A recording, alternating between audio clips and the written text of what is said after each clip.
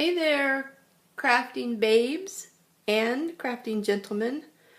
I'm going to try my first kind of process video and see how it goes.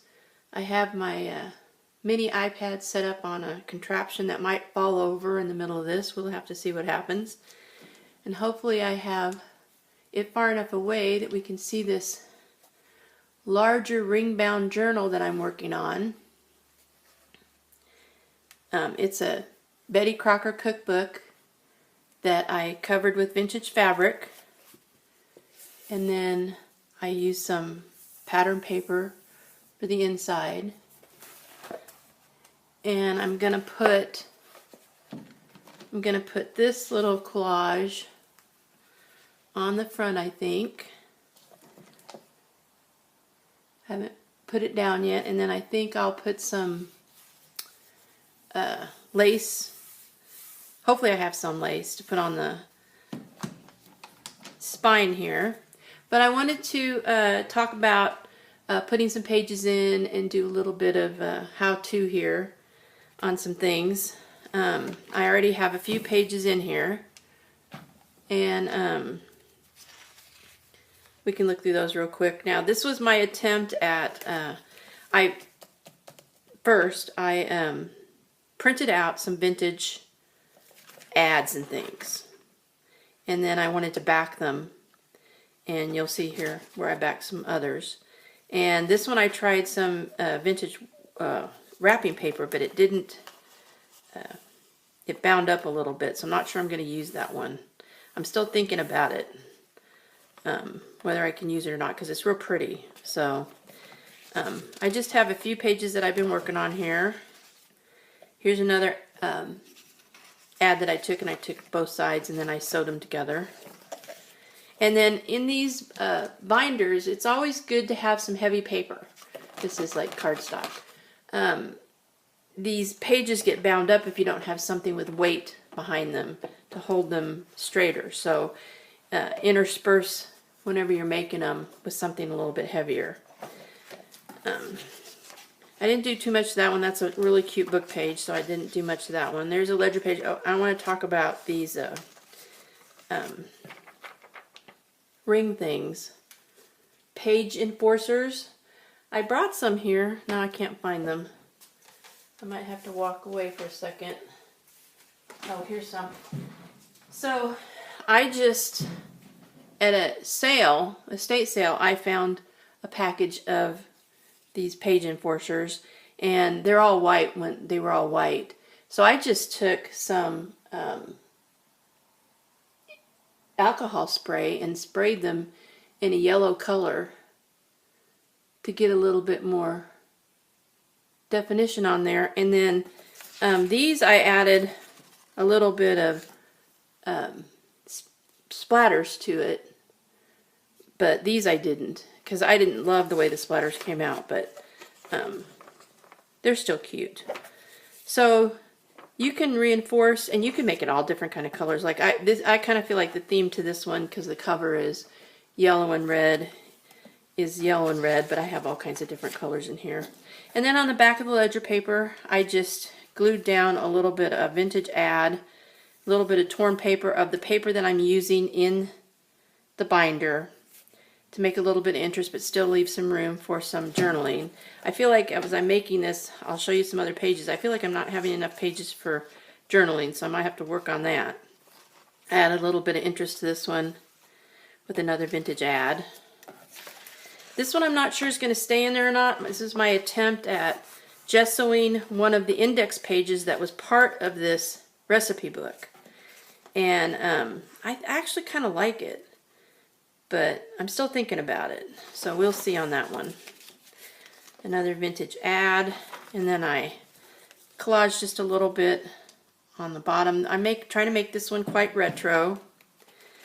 A little fold out there. This is all in the first stages, so a lot of this could change. Some of these pages might not make it. I just love this, even though it's a bride and this isn't a bride book. It's just so pretty, vintagey pretty. And her on the back. And then a reinforce. This is original ad from a 1930s magazine. And all of the paper that I'm using in here, you won't find around. This is all paper that I source. I either make or I get it off of vintage wallpaper or so. And another heavy duty, always a heavy duty page at the very last. You want always a heavy duty one at the last. But I wanted to talk a little bit about making the holes and how we do that. You gotta get the paper straight so it doesn't bend here. There we go.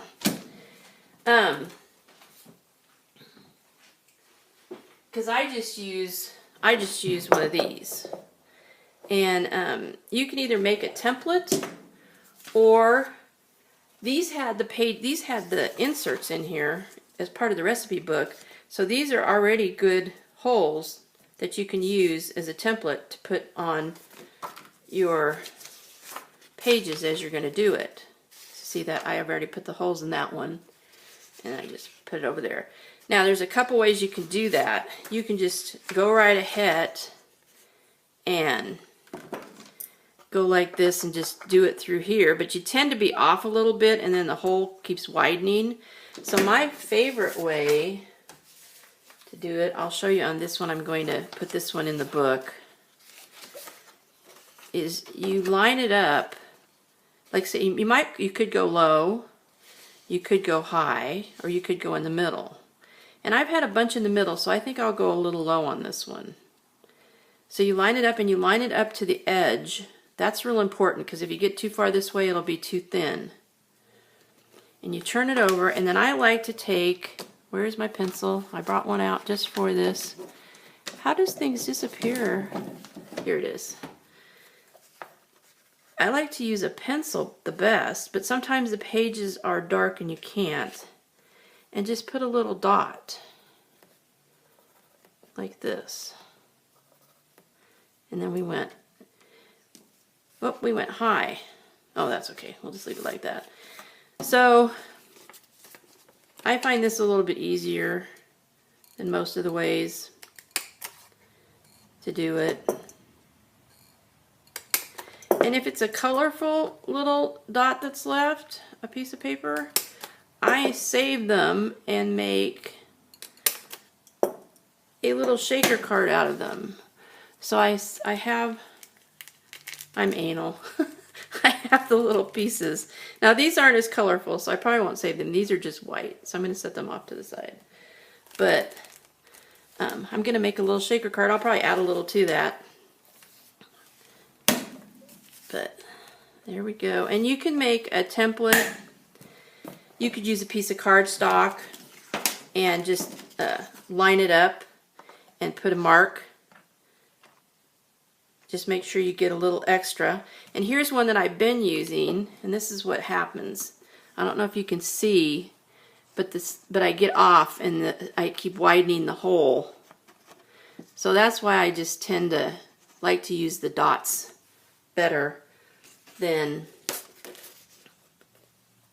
just doing it by hand like that. And here's some other papers that I've got that I'm working on to put in there. Here's another ad. When you do sewing, you want to do the holes first, because otherwise you'll be sewing right over the holes, which is something I've done twice now in this journal, and I should know better. But here's another page. I'm not quite sure what I'm going to do with it. I have it folded over. I'm thinking about a pocket maybe for that one. This is just some pattern paper that I have. Here is a small game card that I'll use somewhere in there. Some more pattern paper. And I might collage on these a little bit. Another vintage ad. And I want to show you something about the vintage ads, because I'm probably going to have to cut off a little bit here.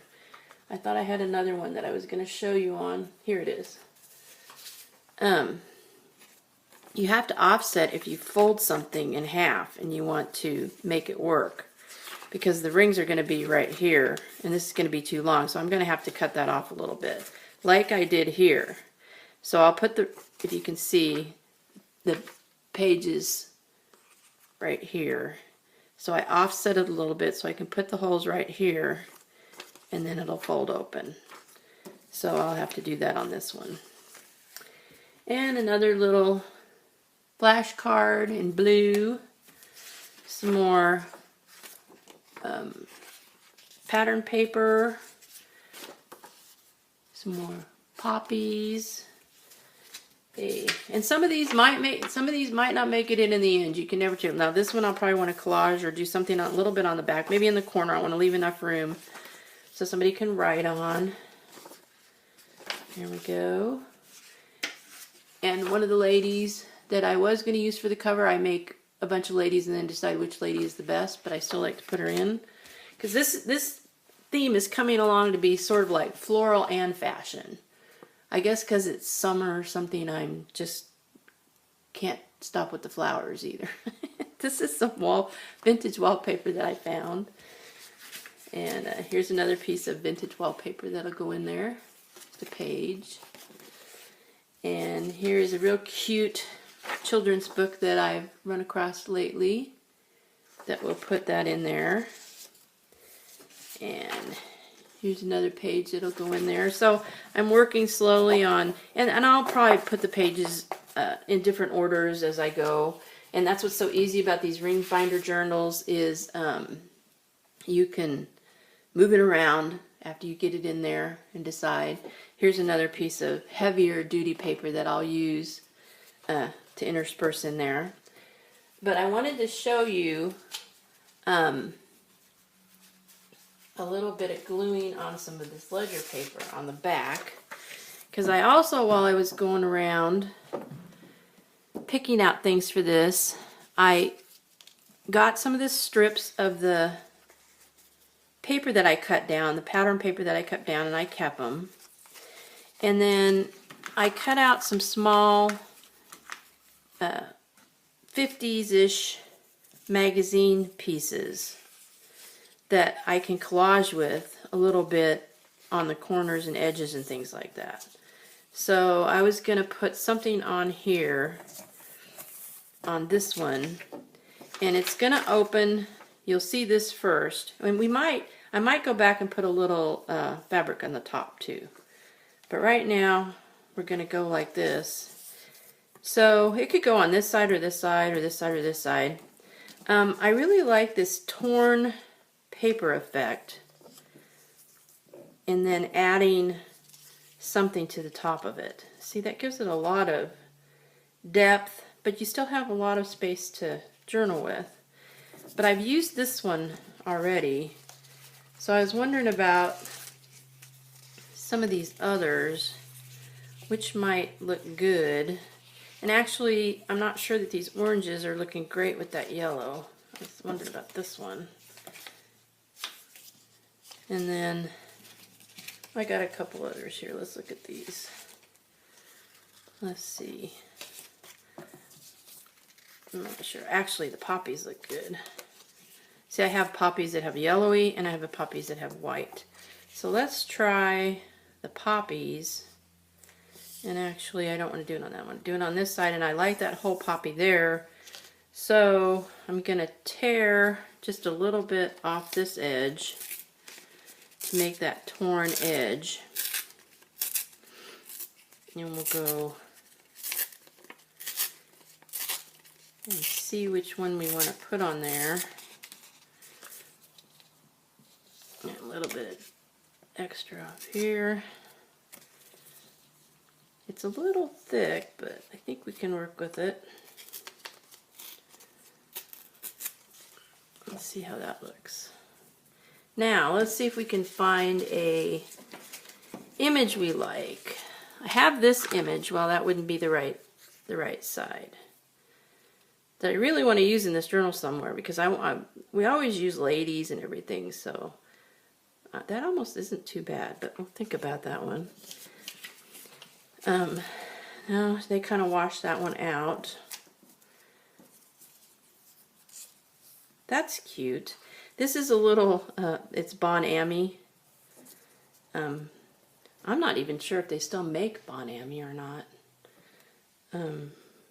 But I think it looks kind of vintagey, so. And you could stick a little bit of fabric back there. You could do a lot of things, but we're just gonna glue this down. You know, I just want to make this just a little bit thinner. It's just too thick. We don't need so much. Just a hint. There. Now let's try our Bon-Ami. There, I think that's kind of cute.